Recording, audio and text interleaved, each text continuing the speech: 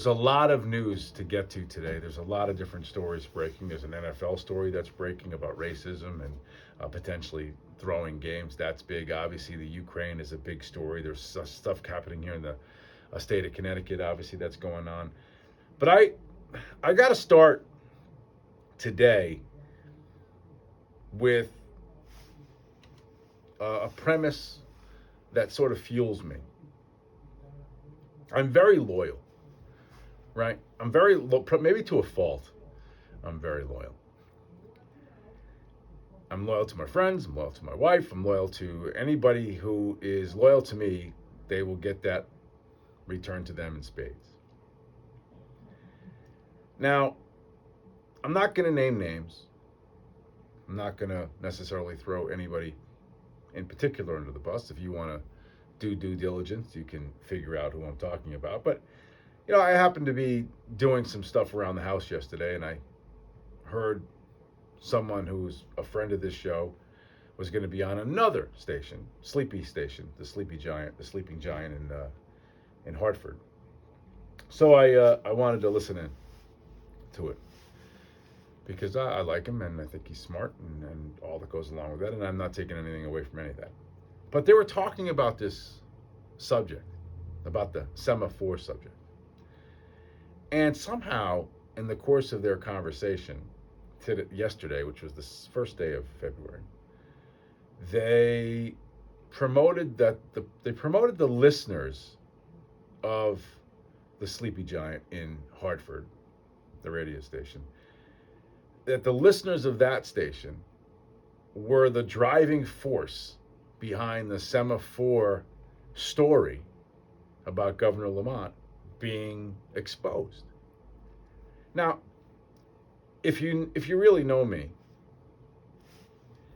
I don't need my 15 minutes of fame.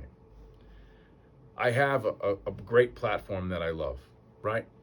I have done a lot of things in my life that has put me right smack dab in the middle of either the spotlight or the bullseye, whatever you choose. So I don't need 15 minutes. I don't need recognition for any of this stuff.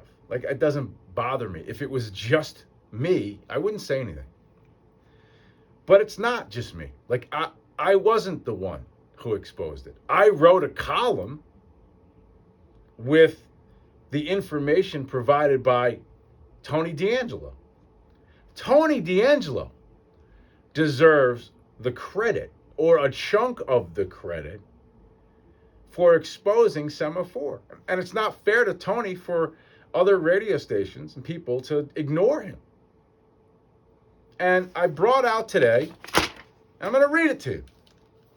Because now, every single time I turn on the Sleepy Giant, they're referencing Semaphore. Okay. Well, they've been doing this, I don't know for how long, a few months. I wrote this column. I wrote it in the beginning of March. It was published on March 10th, 2021. 11 months ago. So, I'm sorry if you've already heard this, but because I think Tony deserves the credit, I'm going to read it again. This is my column with complete help from Tony D'Angelo. Without him, nothing of this would have gotten out. This is all because of Tony D'Angelo. He is the driving force behind the Semaphore being exposed. So instead of just ignoring him because they're ignoring him. My guess is they're ignoring him because he's on this show, and because he's loyal, he won't go on theirs. So I'm also loyal. So I'm going to take the opening segment here today and reread a column that I wrote a year ago because of the information that Tony exposed a year ago. So when you're trying to give credit to folks that don't deserve it, you should give credit to Tony D'Angelo. So here it goes. Kudos and credit for everything I'm about to share should be directed towards Tony D'Angelo, Managing Director of the Connecticut-based Paragon Trust Company. Now, before I continue reading this, again, I'm not throwing names around. I'm not mad at for me. I'm mad. I don't deserve any of the exposure credit. Tony does. So when you just have this conversation, I think it's important that if you're going to go down that road of how it came to be, which they did yesterday, then you should be honest about it. Okay? And the people that were talking about it yesterday, for sure, are doing, and one in particular is doing an amazing job at continuing to squeeze the governor. All right? And I like that guy. And I was more disappointed than anything yesterday for Tony. So back to the column. Tony is a weekly contributor to my radio show, and since the onset of COVID-19 has doggedly pursued questions about the myriad of nebulous financial dealings of Connecticut Governor Ned Lamont, his wife Ann, her hedge fund Oak HCFT, and those in his orbit. Without Tony's unyielding investigation, much of this information would have gone unseen. Oak HCFT is a premier venture growth equity fund investing in healthcare information and financial service technology. That, according to its website, we know from viewing the Oak HCFT website that Sema4 is a startup biotech corporation owned and propounded by Oak HCFT. Sema4 received a no-bid contract from Connecticut for COVID-19 testing at an undisclosed price as outlined in a June 2020 Hartford Courant article.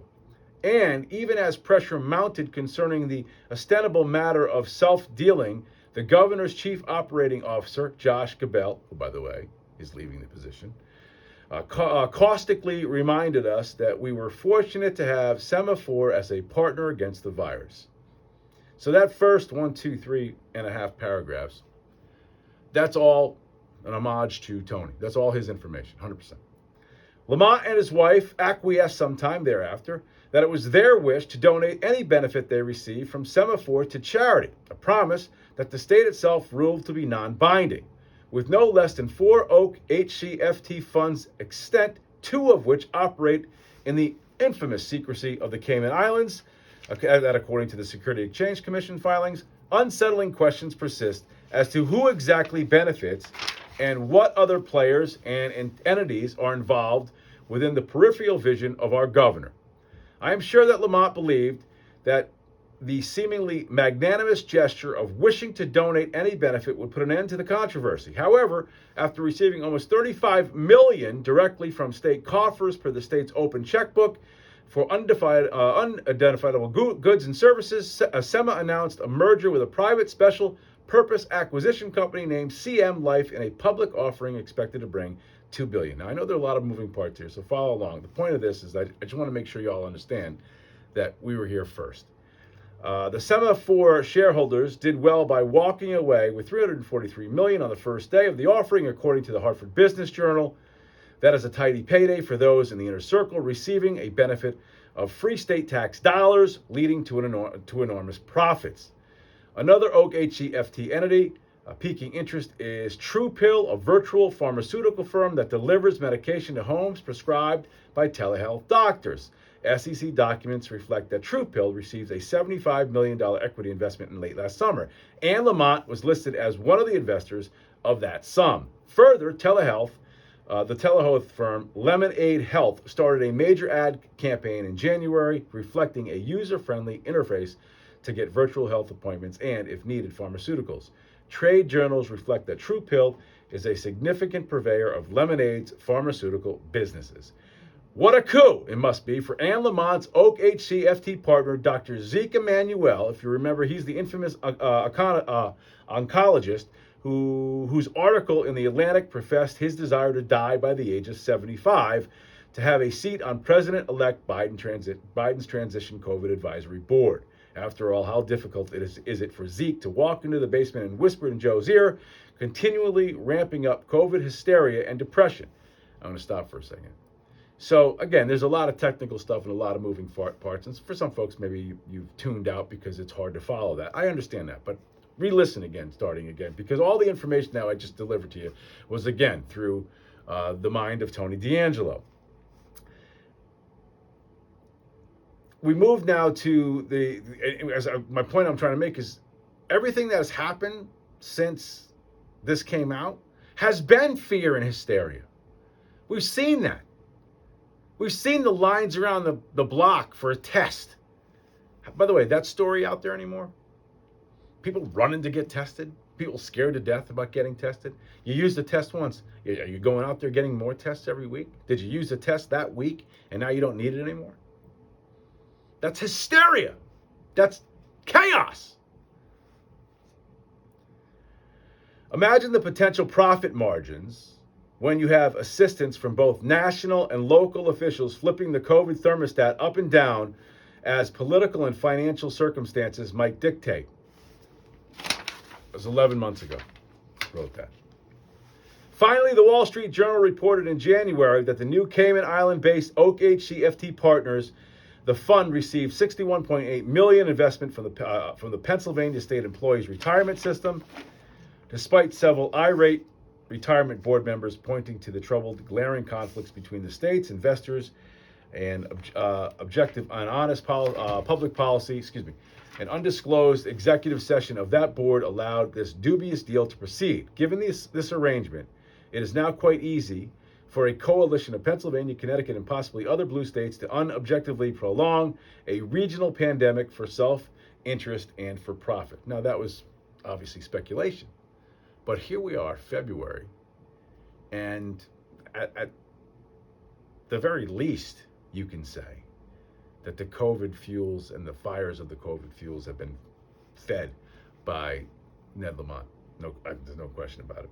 As our state accelerates into an economic abyss for which COVID is continually blamed, is it plausible that the governor's cohorts continue to financially profit from this pandemic? Answer, yes! Lamont hired a politically connected communications firm, McDowell Communications Group, to handle the spin. Deafening silence continues from those who should be legislative guardians of the public trust, and a comparable blackout exists from the Fourth Estate. At the time, if you remember, there was nobody writing about this. That's what I meant by this. No one was talking about it. We were the only ones. Week after week, we talked about it until finally we wrote about it. And then it got a little traction. And then, of course, it was picked up and sort of bogarted. Okay, fine. Again, I'm not looking for my personal 15 minutes of fame. I don't care. But there's a certain level of at least homage that should be paid to the guy who dug this stuff up, in my mind. So if you're gonna, you don't have to talk about it. Obviously, you don't have to mention the guy's name every single time. Tony doesn't need recognition every time. But if you're gonna say, hey, who brought this up and why is we still talking about it? Well, it's because of him. All right. Meanwhile, polls show Lamont's approval rating is essentially doubled what it was in December of 2019. Maybe the electorate doesn't care. More likely doesn't know about the cronies fattening at the trough. Minimally, shouldn't the governor acknowledge all the conflicts of interest if and when the state has dealings with companies that have associations with his wife? This is simple transparency to which every political administration should aspire to. All right. Again, that's March 10th, 2021. Tony, again, most of the info from that comes through Tony.